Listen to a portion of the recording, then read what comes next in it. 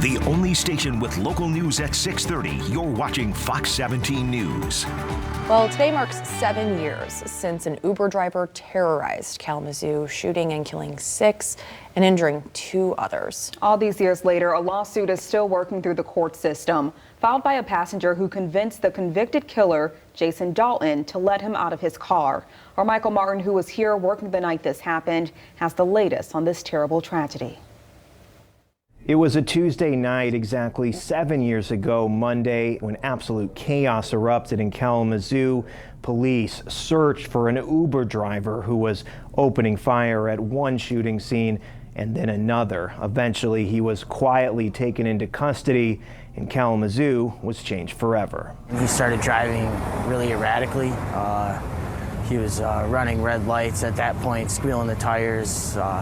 We ran a stop sign and sideswiped another vehicle. This is Matt Mellon. On the evening of February 20th, 2016, he got into an Uber with this man, Jason Dalton, behind the wheel. And I was pointing out random houses just so he would stop the vehicle, and I jumped out and ran away, and that's when I called 911. After Mellon escaped the ride, Dalton would go on a violent killing spree through Kalamazoo County, leaving 6 people dead and another 2 critically injured. He would first open fire at the Meadows townhomes in Richland, hitting Tiana Carruthers, who shielded a group of children from gunfire.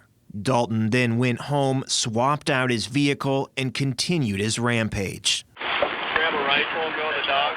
Going to Sealy Kia in Kalamazoo, where he killed Richard Smith and his son Tyler, while Tyler's girlfriend hid in their vehicle. I don't know where he came from. He came like from over here, and he was like he just dropped and he put his hood down.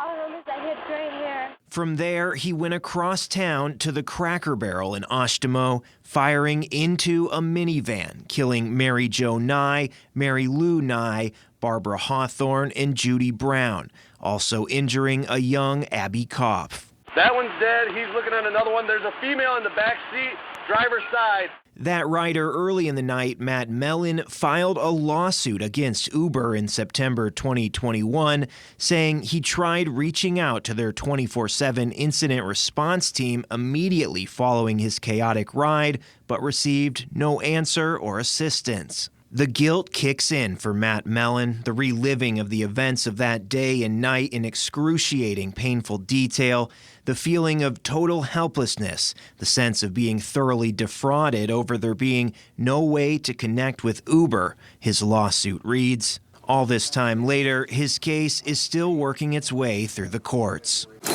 Yes.